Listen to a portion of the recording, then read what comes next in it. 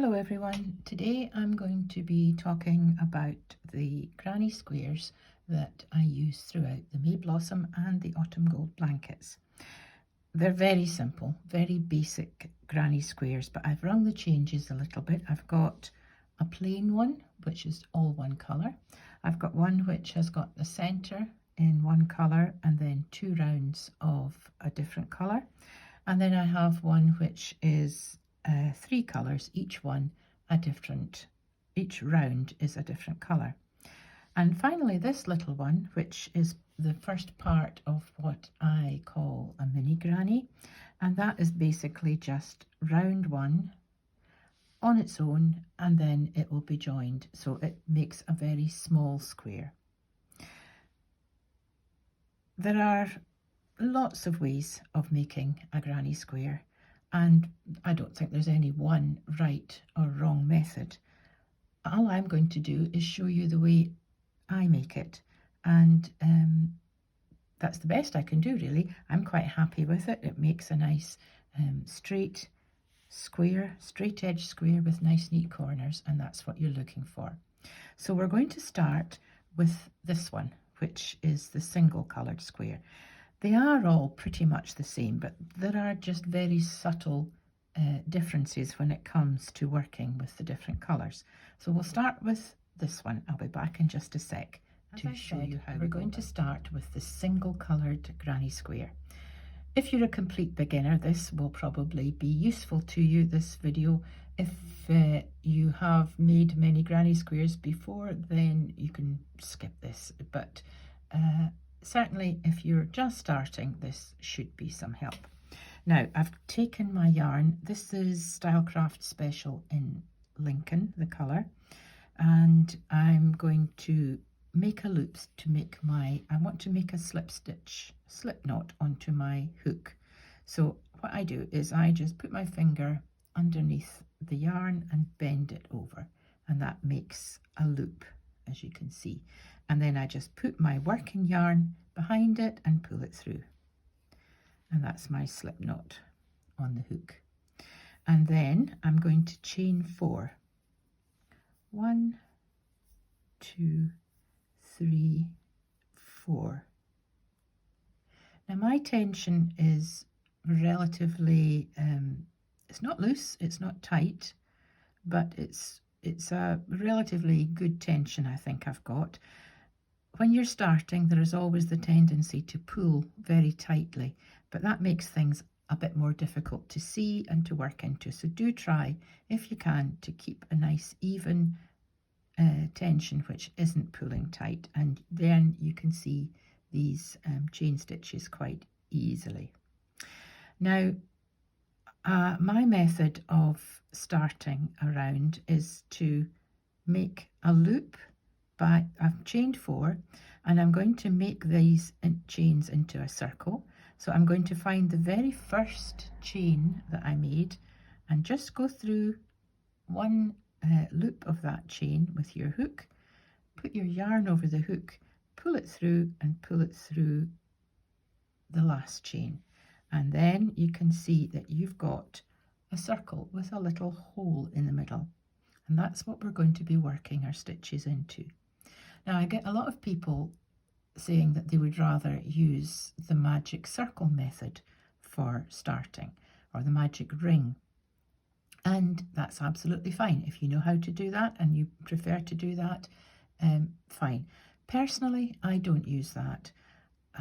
I've had reports of magic rings coming out in laundering further down the line. I think they're good for amigurumi, you know, when you're making little crochet animals and whatever, but I think for blankets this is a firmer way of starting. And to be honest, I don't see any difference. Some people will say that the magic circle will give you a tighter start. It fills the hole that this hole it creates can get pulled up nice and tightly. But if you look at this granny square that I made, the one round granny square, I don't think you could get that hole in the middle any tighter, and that's just done with the chain 4. Right, now what we're going to do is a number of treble stitches which work into this centre hole, and that's what's going to create the first square shape. I'll go back to this again and show you. You can see that we've got 4 sides of a square created just by making 12 treble stitches and some groups of chain stitches, and that's what creates the first square. So I'm going to chain 2 first of all, and that chain 2 is just going to be the equivalent of the very first treble stitch. Now when I say treble stitch, I'm talking in UK terms. If you want to work this in US terms, that's double crochet, but I'll be doing my videos in UK terms. So this is treble stitch I'm working. I've chained 2. Some people will chain 3. It's a matter of choice. I prefer the chain 2 because I think it's smaller and neater, but basically all we're doing is making sure that our working yarn is up at the height of a treble stitch. So I've chained 2 and that will count as the first treble. Now to make a treble stitch, yarn over the hook, put it into that centre hole, and don't be misled about this, what looks like a bigger hole on the edge. Find that centre hole, yarn over the hook again and pull it through, and you've got 3 loops sitting on your hook. So yarn over and pull through the first 2 loops, and then yarn over again and pull through the last 2, and that's a treble stitch. And then you're going to make another one, so it's yarn over, put your hook into the circle, yarn over and pull up the loop so that you've got 3 loops on your hook, yarn over, pull through the first 2, and yarn over and pull through the last 2. So this is what the start of your square looks like. You've got chain 2 and 2 treble stitches, and what's happening is that this circle in the middle is becoming more obvious because you've been putting these stitches into it, so it's much easier to work into it from now on. Now we're going to make the corner of the square, and to do that, yarn over and just pull it through that loop on your hook and do that twice. That's 2 chain stitches for the corner. Now we're going to make 3 more treble stitches. Yarn over, put your hook in, yarn over, pull up the loop, 3 loops on the hook, yarn over, pull through 2, yarn over, pull through 2. And 2 more. I won't, I'll work quite slowly, but I won't describe the stitch. That's 1 and 2. And that's the second side of the square done. So we're at another corner now. So it's 1, 2 chains, and then 1, 2, 3 trebles, as you can see, and 2 chains. Now at this point, just have a look at what you've done. You've done 1 group, chain 2, another group, chain 2, another group, chain 2, and you know that a square has 4 sides. So if we had just finished it off at this point, you would have a triangle. If you did 4 groups, you'd have a square, 5 groups, a pentagon, 6 groups, a hexagon. But we're doing a square, so we want to have 4 groups of 3 trebles. So we've got 1 more group to do. 1, 2, 3, and chain 2, and that's us finished this first round, but we need to finish it off. So what you want to do is, there's the first chain 2, and strictly speaking you should work into the top of that first chain 2, but that can be quite tricky. Do you know, I just work into the top of the first treble stitch. It's much easier to see. Pick up 2 loops of it, yarn over and pull through and pull through.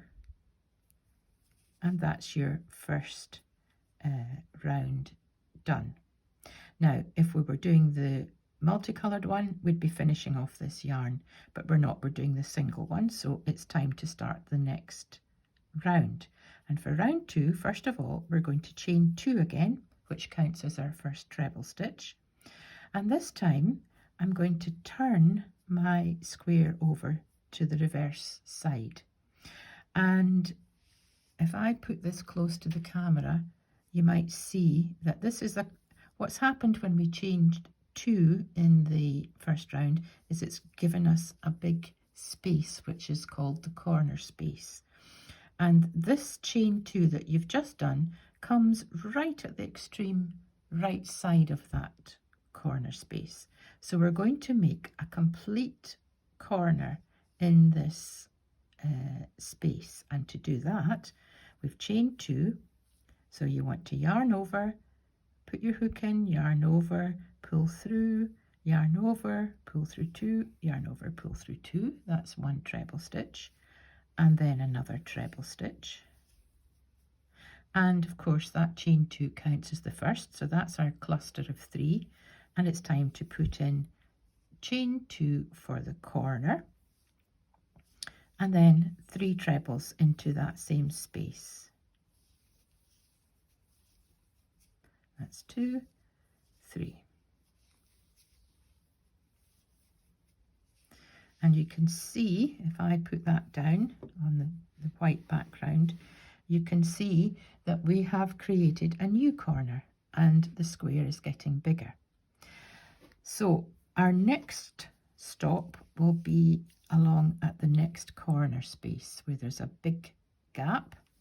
So yarn over, and we're going to put in 3 treble stitches, 1, 2, 3, all going into that same corner space, chain 2 for the new corner, and 3 more treble stitches into that corner space. And then all we need to do is work around the next 2 corner spaces doing exactly the same thing. So I'll do this relatively quickly now. 1, 2, 3, chain 2, 1, oops, get that back on the hook, start again, 1, 2, 3, and just check what you've done. That's another corner, and 1, 2, 3, chain 2, and 1, 2, 3. Right, there we are. I've come all the way round and the square is becoming more obviously a square and it's getting a little bigger. So we've come to the end of this round 2, and again, like I said in round 1, you should, strictly speaking, slip stitch into the top of the first chain 2, but that can be slightly difficult to see, and you can just as easily slip stitch into the top of the first treble. And there is round 2 completed. Round 3, chain 2, and again turn it over. And this time there's the corner, and it's 3 stitches away to the right of where we've chained 2. So I'm not going to start this round in the corner, I'm actually going to start it in this space in the middle. Now, if you look at this round 2, you can see that in the middle, between the groups of round 2 corners, there's a space, and this increases by 1 every time you make a round. So I'm going to work into this space to start with in the middle. Now, it's not a corner, so it's not going to be another corner space, we're going to just work 3 trebles into it. I've chained 2, which counts as the first treble. So I just need to put 1, 2 treble stitches in, and then I can come to the corner and work my treble 3,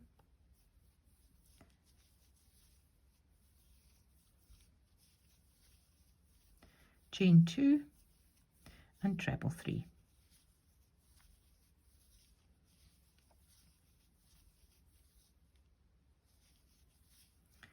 And that's made my first corner. I've got a space here where I'm going to put 3 trebles.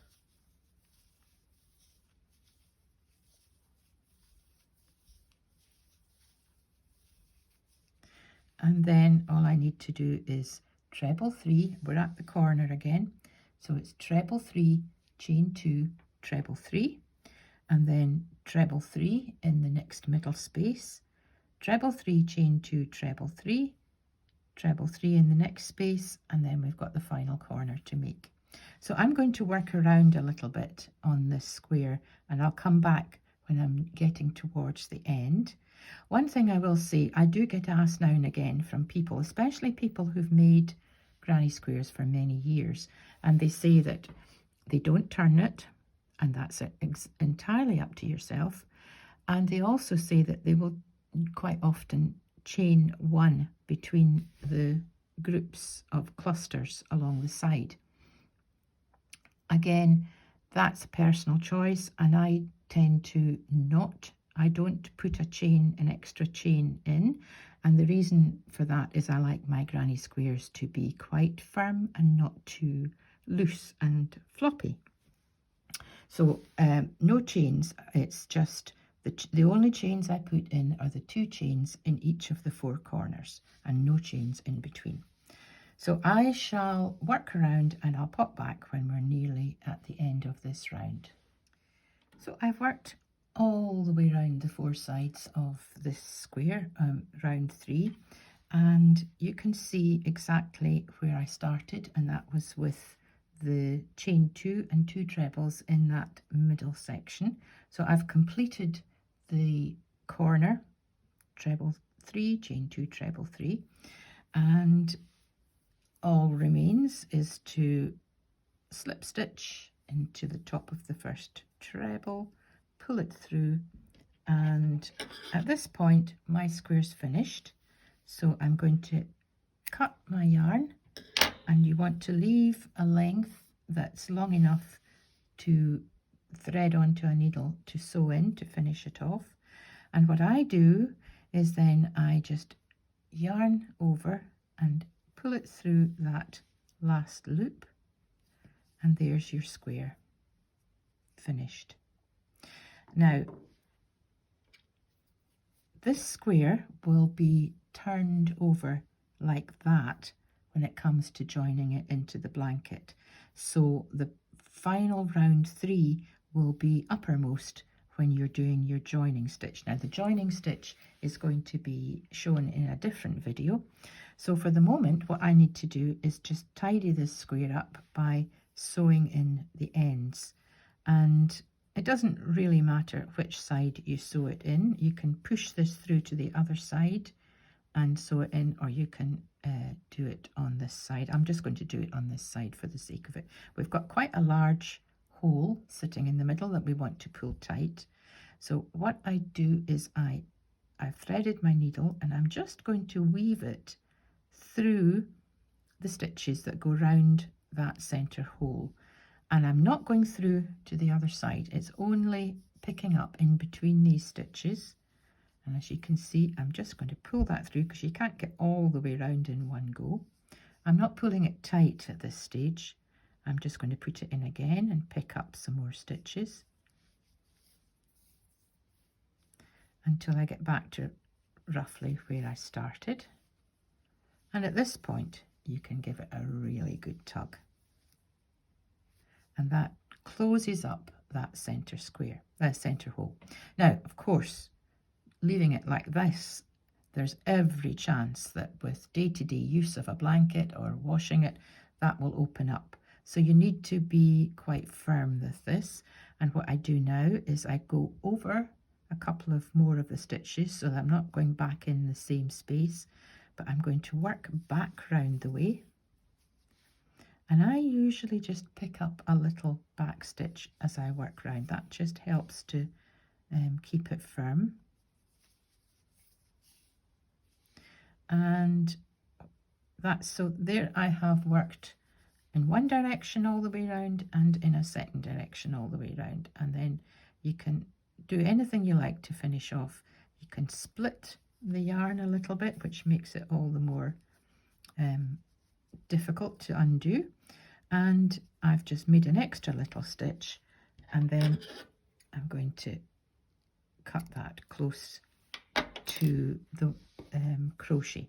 Now, be very careful when you cut that, and make sure you've got sharp scissors, and make sure that you do not cut any of the stitches by mistake, because sometimes that's not apparent right away, and it's only apparent once you've done a few squares, joined them together into the blanket, and then suddenly you find a hole. So be very, very careful that you don't cut any of the stitches of the blanket.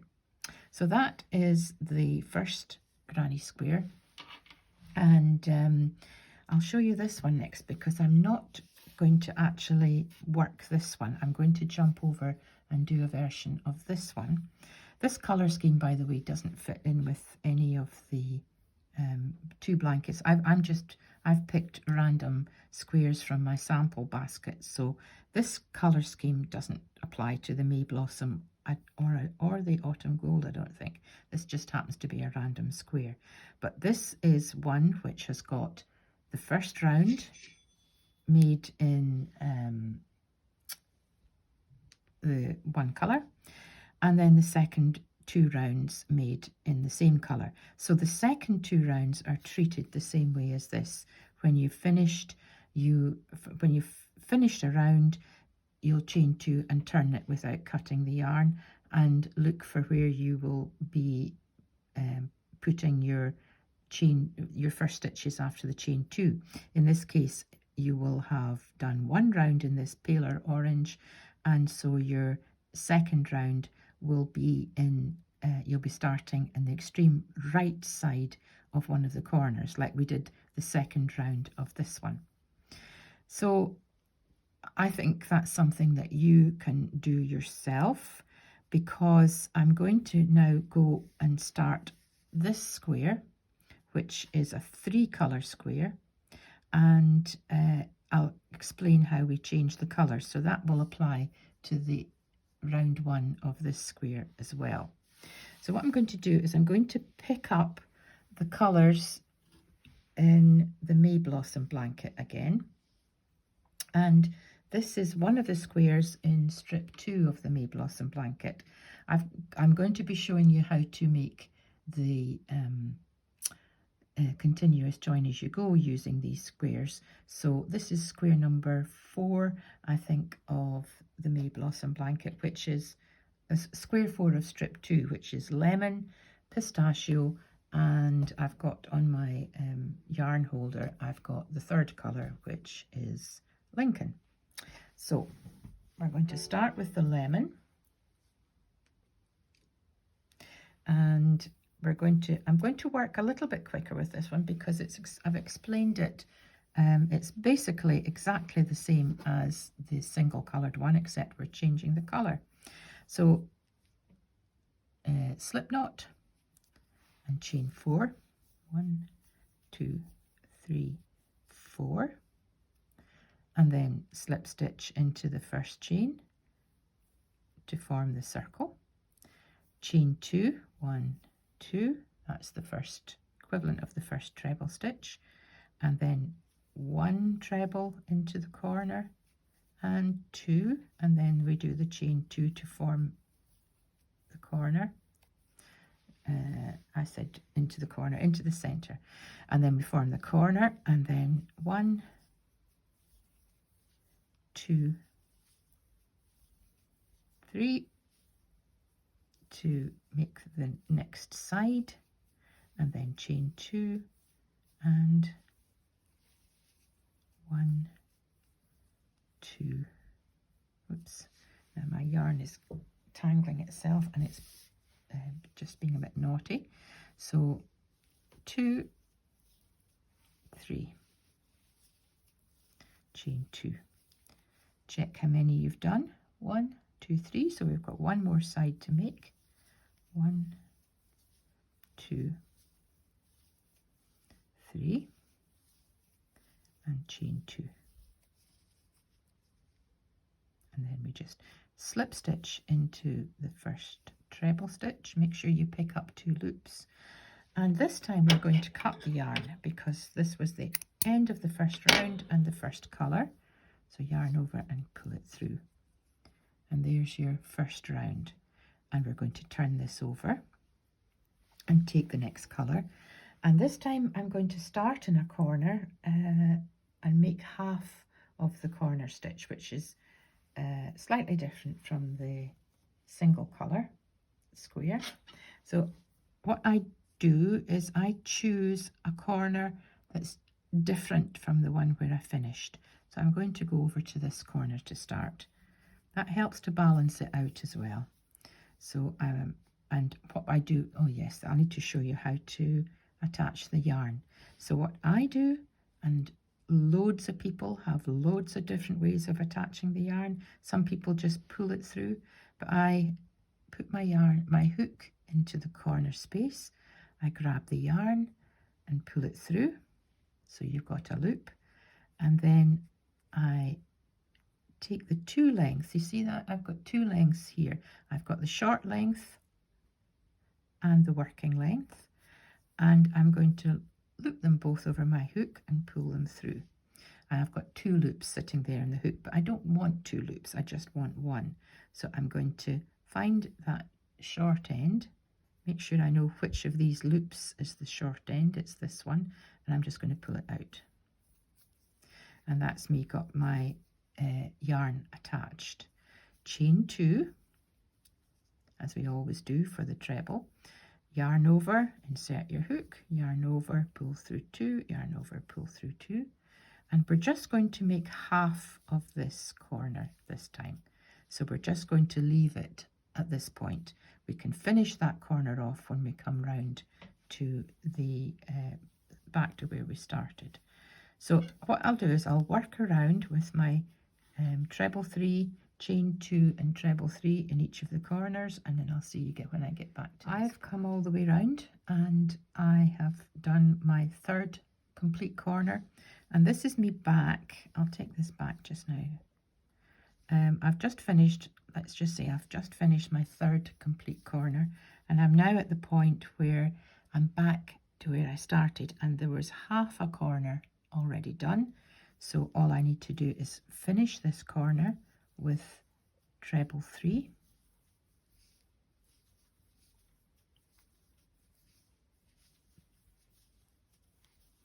And then chain 2, which makes the corner itself. And you can see that what we have is the first chain 2 and the 2 trebles. And we just need to slip stitch. This is actually it's actually quite easy to see that chain stitch, but I am still going to slip stitch into the top of the first treble. And we can cut that yarn and pull it through.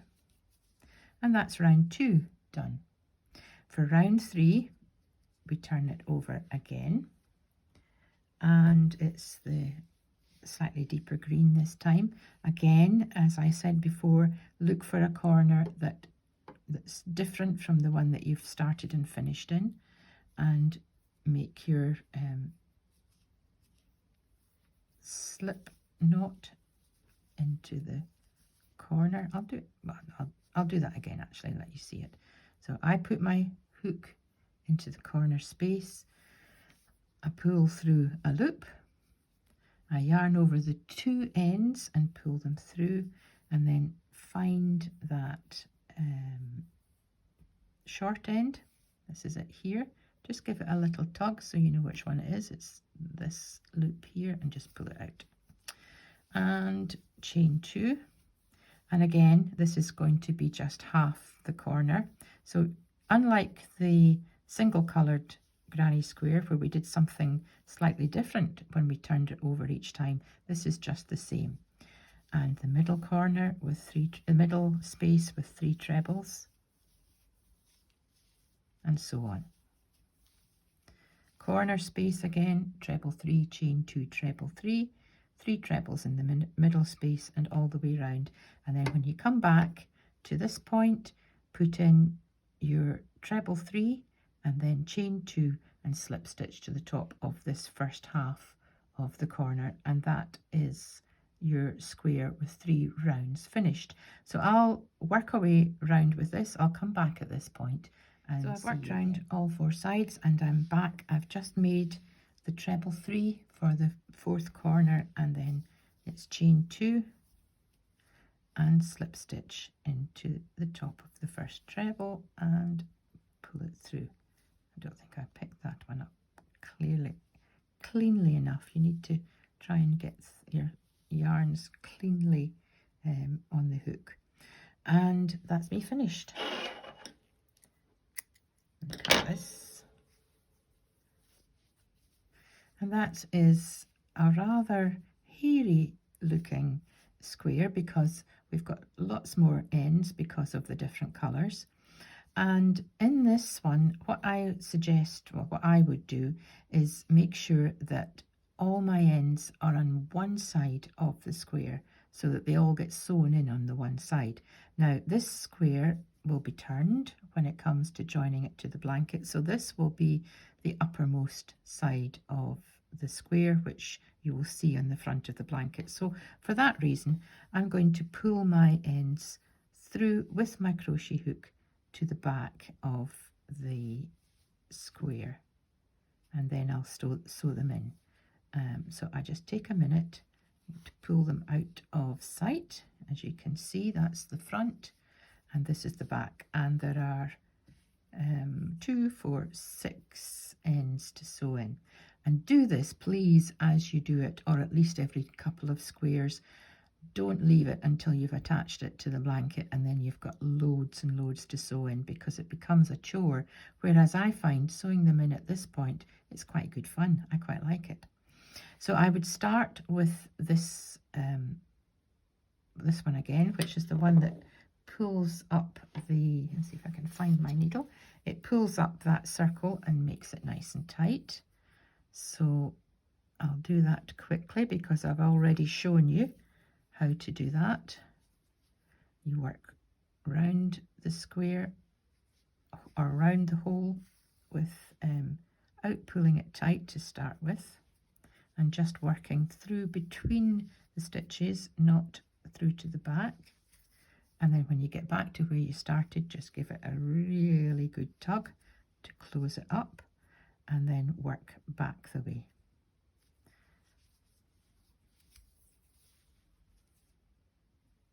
And work all the way round.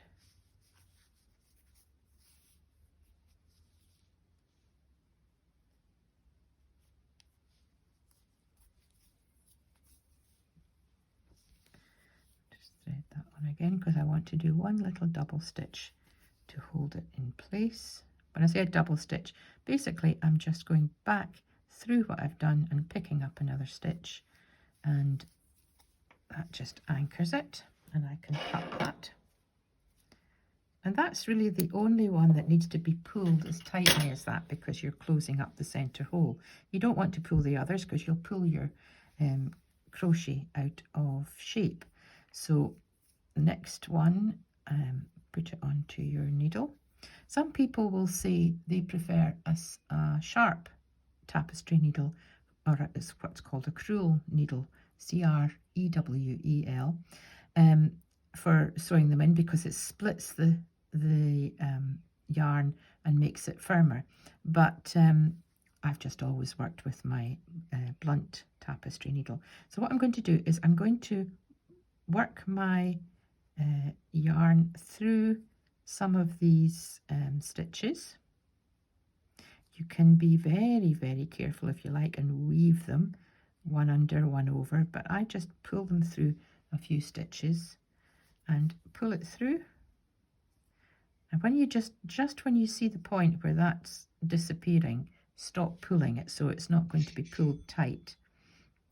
And go back the way, as you can see.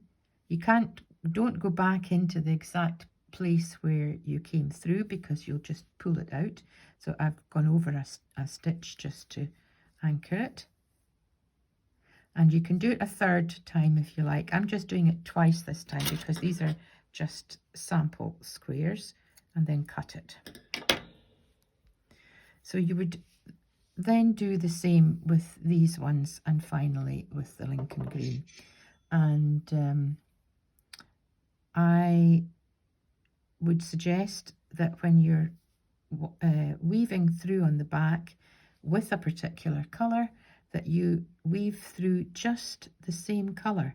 Don't come this way, for example, and weave this green through the yellow because it might show. Always try and weave your yarn through its own colour. So you would do that twice direction, that one twice direction, and those, and that will be the end of your granny square ready to join. Now this is 3 rounds of the granny square, and the joining stitch is the 4th round, and there are different methods of doing that throughout the blanket, so I will be back to show you those. But in the meantime, this is the simple granny square, one of my absolute favourite motifs in crochet.